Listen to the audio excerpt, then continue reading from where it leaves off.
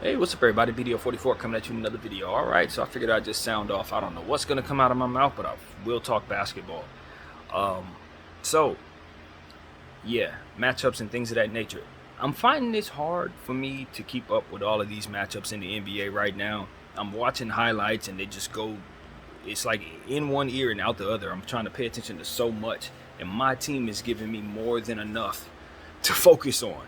So it's very, very difficult uh, for me, for some reason, this week to just keep up with the league, even though I'm literally paying attention to it. It's like, all right, yeah, this information's not sticking with me. But what I can say is this: certain teams I'm seeing right now, they're just getting off to an opposite start to what they were expecting. Especially the teams that thought they were going to tank, they're winning, as we've talked about. So I just expect some of those pieces to possibly uh, either calm down from being so hot, or I expect for those teams to start thinking about moving some of those players. Um, so I'm just curious to see if the Lakers are going to start getting involved. I hear we started rekindling contracts. We started rekindling conversations in regards to trades with teams that we had been talking with for the without throughout the summer. Um, I've heard who was it? Charlotte's name, and I believe we got back in touch with another team as well. I don't want to wing it, but it was another team that was mentioned as well that we're trying to shoot the talk with and try to see if we can get a some type of deal going. Now I'm trying to see if there's any possible way the Lakers will be willing to maybe only do one pick for whatever imminent trade they want to do, so we can have at least some type of asset. Um, because just because you're trading both picks don't mean you got to trade them both at the same time. You know what I mean? Unless it just makes sense to do so. But I think we need to just be very, very, very strategic and intentional with these two picks, um, and try to get the most out of them. I don't know, honestly, if I look at Russell Westbrook's contract any differently now than I did yesterday or whatever. Did what take place change anything in regards to acquiring his contract? I don't know that I've even done the homework. I don't know. I really don't know. Because a part of me thinks it really doesn't matter. His contract is a contract, and he might as well not even be attached to it at this point. It's all about who wants to free up that cap space at the end of the year, and who wants to get rid of whatever it is that they would much rather get rid of right now. That probably is worth multiple years. And if and every time I think about that, I just think that I would just much rather not, under nearly all circumstances, make a trade like that. As to where I'm giving out not only draft capital, but the ability to get out from under caps, you know, restraints. I'm signing up for more years of restraint and giving out draft capital. Do you see what I'm saying? I gotta be damn sure that's gonna be enough to make me good enough to win the championship this year, or it really doesn't make sense to do a deal like that. You see what I'm saying? And that's just the reality of the Lakers circumstance. Um, but with the pressure of this win now timeline, you really don't see a path for the Lakers to be as patient as they'd like to be, waiting for something better to come along. You kind of want to stop the bleeding now. But in doing so, you don't want to throw all of your assets into this particular trade unless it's just that trade that you're ultimately looking to get. Now, there's a couple players that are starting to pop off around the league that I think could really, really help us. I'm looking at certain players that are just not getting playing time. I look at a guy, and mind you, these are not players we can afford, but just in a pie in the sky world, I look at a guy like Gary Payton II. He's healthy. He plays for the Portland Trailblazers. He just signed a nice, healthy contract with them, but they don't even have a spot for him in rotation right now. Like, you got a player that just won the championship and was a very intricate piece to what they did defensively on that championship team. And Chauncey hasn't found a spot for him. So I'm like, man, that dude obviously needs to be 29 other places than in Chauncey's rotation at this point. Like, that's obvious. He has no business being there doing that at this stage of his career. He's well past that. So that's one player I'm looking at. I'm like, all right. I look at another guy. in OKC today. Aaron Wiggins, he had a pretty good game from what I saw from the stats. But, Giddey had to be hurt in order for that to happen.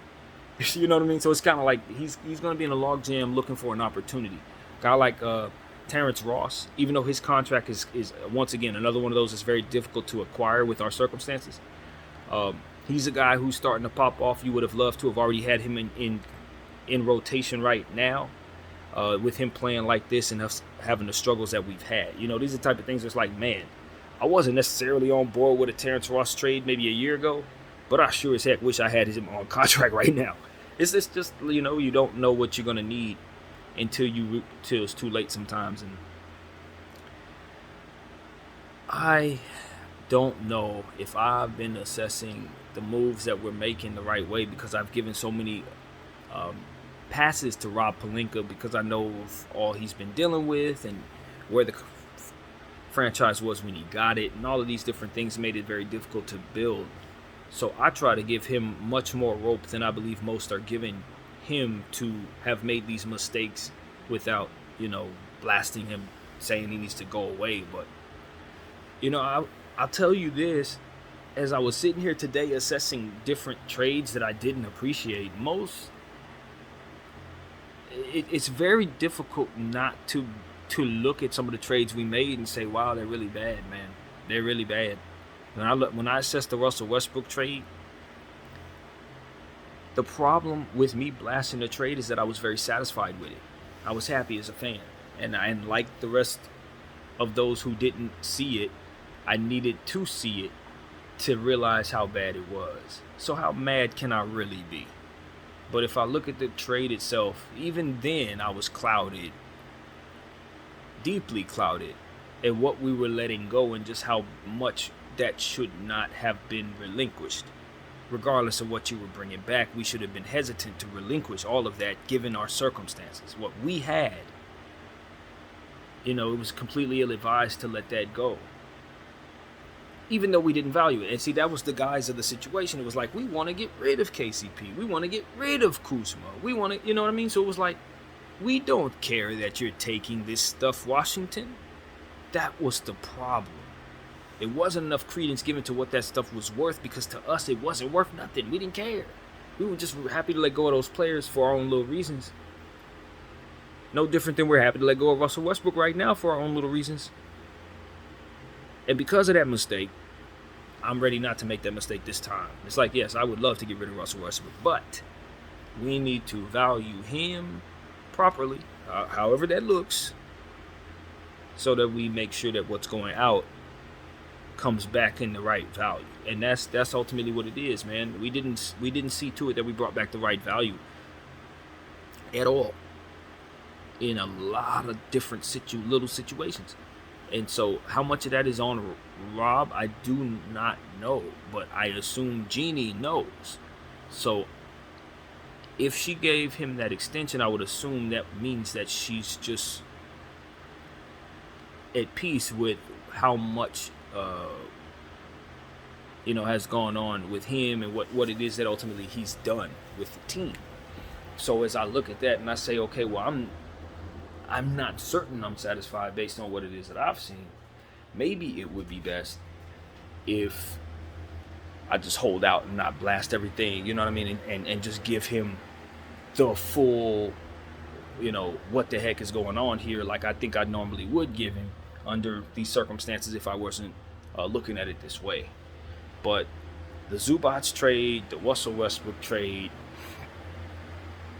those two trades aren't just two of the worst trades in Laker history. Those are two of the worst trades in my recent memory of watching the league.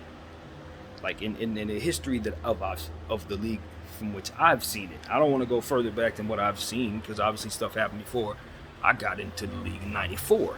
But since '94, those are two of the worst trades in the league.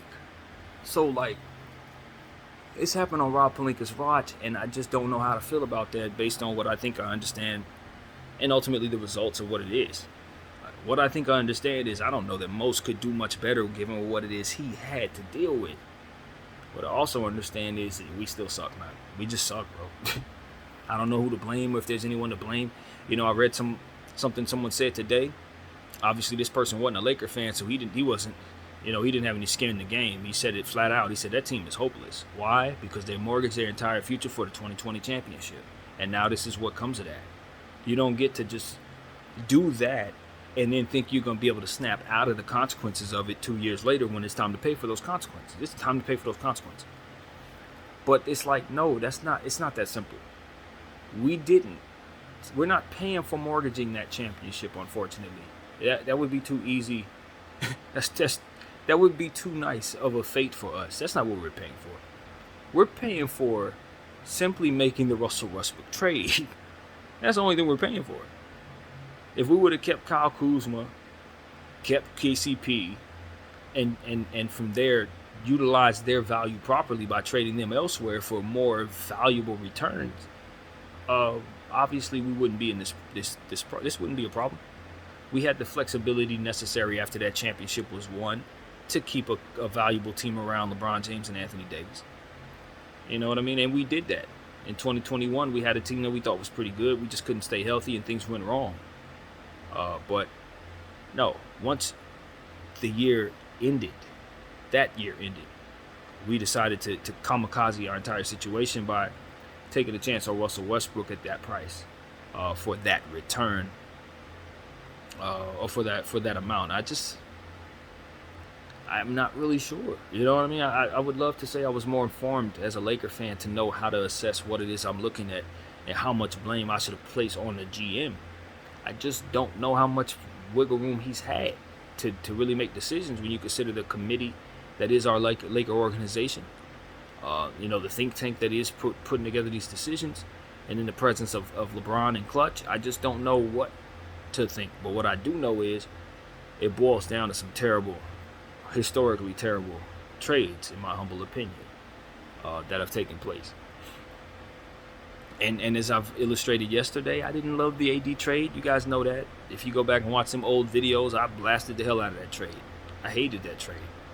I'm never going to pretend that trade was was something I celebrated when everybody else was celebrating. I was happy we brought AD here. But as I said yesterday, all that stuff that we gave up, I was cool with not doing that and just waiting a year. And we could have just signed him in free agency and kept all that stuff. Like all of it. And then from there, just, obviously we'd have to let go of some stuff to get salaried, to where it needed to be. But you keep all that value. So in doing so, you make sure you're bringing back something else that could really help you. It's just like you just tossed everything on top of the situation so you could hurry up and get AD to Bron. Okay. Got it. Won the bubble chip. Perfect. We won. Everything worked out. But you can't then take the little that you have and then throw it in on an orthodox piece like Russell Westbrook with such a high probability of it failing and then expect to be able to get out of that situation when it goes wrong. That's where we are. Now we expect to be able to get out of that situation when it went wrong. No, we didn't leave ourselves any assets for that. We didn't give ourselves an out. So what I'm saying to you is, if it weren't for the presence of LeBron James' absolute win now timeline, I would totally tell the Lakers that the only thing we really need to be doing right now is just trying to stay as healthy as humanly possible for the entire season and just get through it. Not trying to make any moves to try to do anything for this team at this time. Because everything that we've done in that vein has led to why we are as bad as we are. You got to stop doing that. Start valuing those picks. Draft some of them young fellas. You know what I mean? These things have to happen, and you get them and you sign them.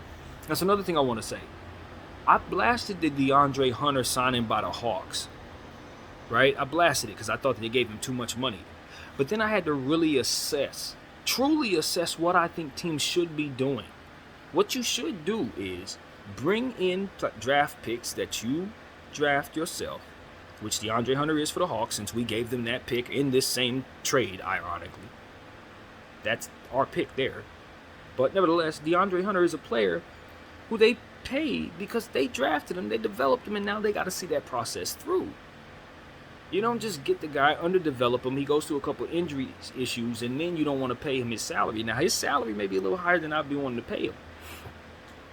I ain't gonna lie. But if you look at what the Hawks did with their timeline, everybody else on tab is for the same amount of years he is. So basically, he's just a piece that's going to be steady every single year for DeJounte Murray and Trae Young. So when their contracts are basically up, his contract is up, and they got a free load worth of money to re-sign those guys or retool somehow. So their timeline is intact, what I'm saying. And they're doing it the right way as it pertains to keeping the player and letting him grow there, even if it's a little, speed bumps with his development, injury, or whatever. You scouted him, you know what he did, he's been in your organization, you keep him there, and you build him up. We always jumped away from opportunities to do that. You didn't want to see Brandon Ingram's development through. I ain't going to run down all the kids, man. It's at least 30 of them. We didn't want to see their development through. We love getting them here to watch them struggle for the first couple years, but when it's time for them to be ripe, send them off to other places to develop and be good. I watched THT yesterday with the Utah Jazz, blocking shots on Terry Eason and stuff like that.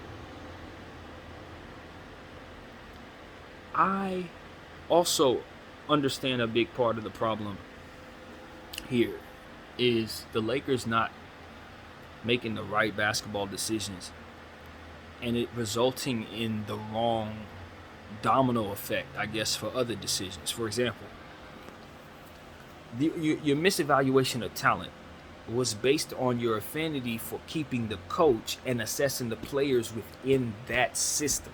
Kyle Kuzma was assessed as a player that wasn't that good because he couldn't flourish within that system. We sent him to Washington, now he's playing great. And that's the thing. It's like we did that a lot of the time. So a guy like THT, we trade him for Patrick Beverly. Traded away Stanley Johnson as well, who's an asset to us, even though he wasn't in Utah. They waived him. We can't pick him back up for obvious reasons. But it's like, you get to a point where it's like you understand that now they've acquired an asset that means something totally different to them than he meant to us. But they paid the price tag that it meant to us as a lesser player. They gave us an old guy who, God bless Patrick Beverly. I'm starting to wonder if he has anything left, y'all. I'm physically on the court. I don't know. We're going to have to keep on watching. But I'm wondering if last year might have been the last year. And I always say, you don't want to be the one to get the guy too late. You do not want to be the team that gets the guy the year after he's done. And the jury is out. We're going to keep watching. But it's looking bad. But it's one of those situations like, this is the type of stuff I'm talking about.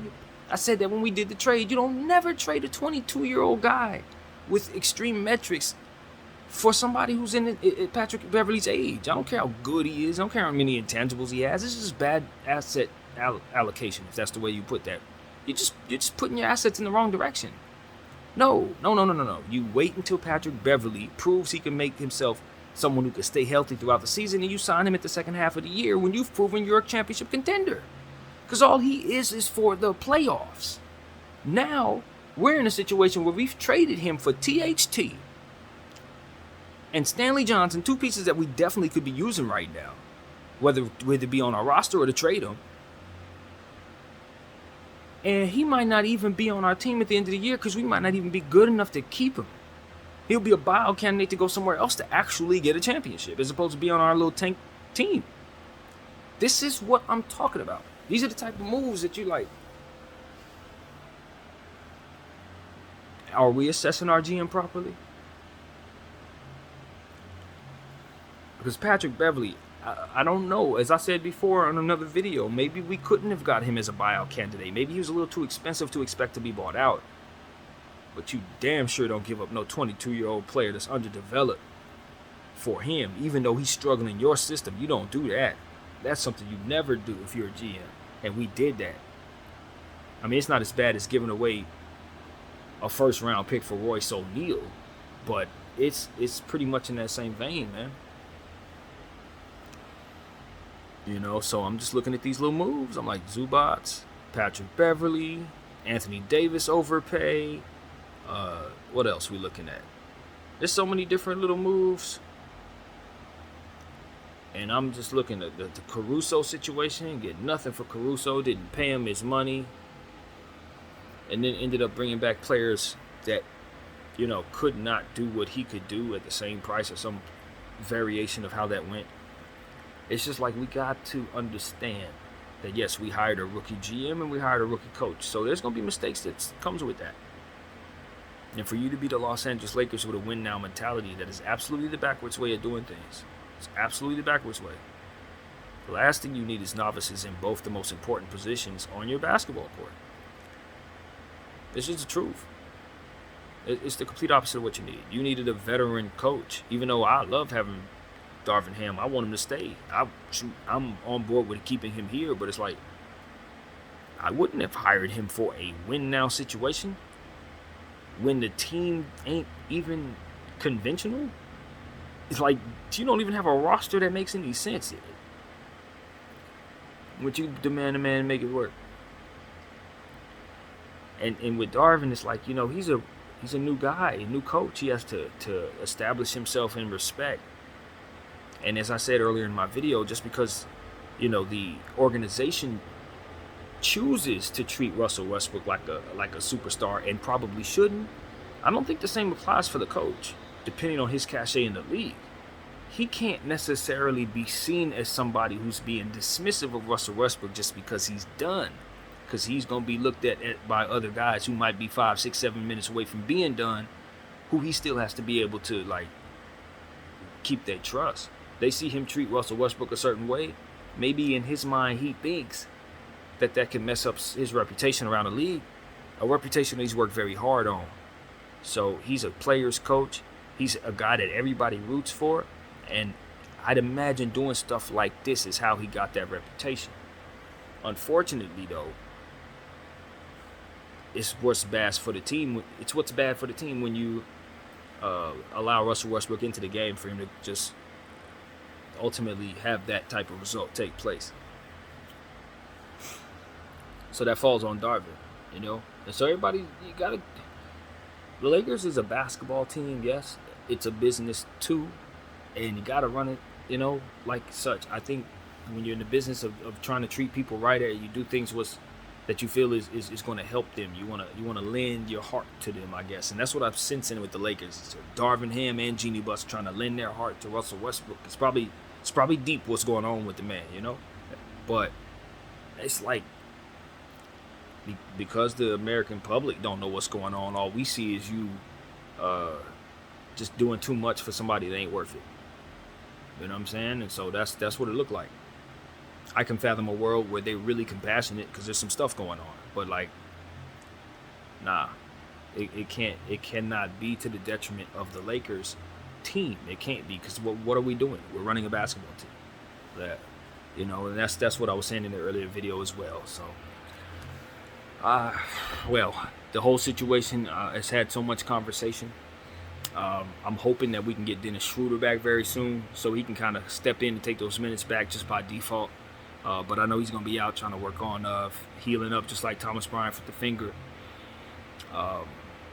Obviously, with players being doubtful tomorrow, we know that Russell Westbrook's doubtful tomorrow, but we also hear that AD and Bron are doubtful for tomorrow. So I just think the Lakers honestly have some chemistry issues right now, and I don't know if they're not just taking a day off to try to decompress from what takes place on the court. I don't think everybody's I don't know this, obviously, but just speaking for myself, if I were in that situation, maybe I wouldn't be in a rush to get back on the floor with those guys. Maybe I needed more than a day or two between the next game and that kind of thing. And I was thinking about something else too. As toxic as this sounds, this is the God's honest truth. I don't know that Russell Westbrook could really do that in every locker room. Like that shot that he did, I don't know that it doesn't end with people being very, very, very angry with him. And so I'd imagine that I ain't hear of no incident, but that type of play, you're going to have an incident. You're going to be some people who are going to want to see you and question what exactly you were thinking in that situation. And so when I see that 3 superstars are doubtful for the next game, that's where my head goes. I just wonder if someone held him accountable or how that may have went in the locker room after that game. And judging by Bron's body language from the beginning of the game, He already had bad body language from the jump, so I already know his attitude was probably not warm after the game, and so that's pretty much my little 2 cents, man. I just am not. I'm not overly impressed with the guy's um, commitment, I guess is what I'll say. I don't know if that's the right word, but I don't like the approach. I know it's hard what we have to do, but I don't like that guys don't believe that they can do it. I think that's what I'm getting. Guys don't believe in themselves. Guys don't believe in one another. And for what it is that we're good at, I just think that's a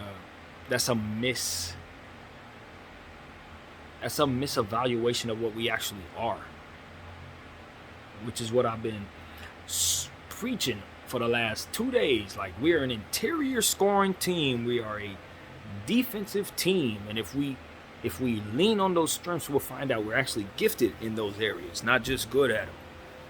And I just want to see that. I literally believe that, and I want to see that, because they're itching at scoring in the paint like crazy. I'm talking close to record-breaking type of stuff. We are not paying attention to it, but we are actually doing some really special stuff in the paint.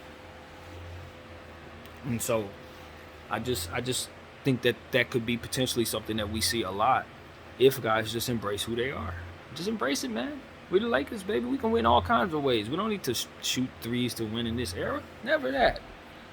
No. We got some of the greatest players to play this game on this roster in LeBron James and Anthony Davis. However you feel about them, whatever you think, at the end of the day, these guys have already proven themselves champions. So they just gotta redirect their thinking, redirect their energy, and try to demand of themselves the patience to prevail. That's how I want to word that. My name is BDF44. I thank you all for watching.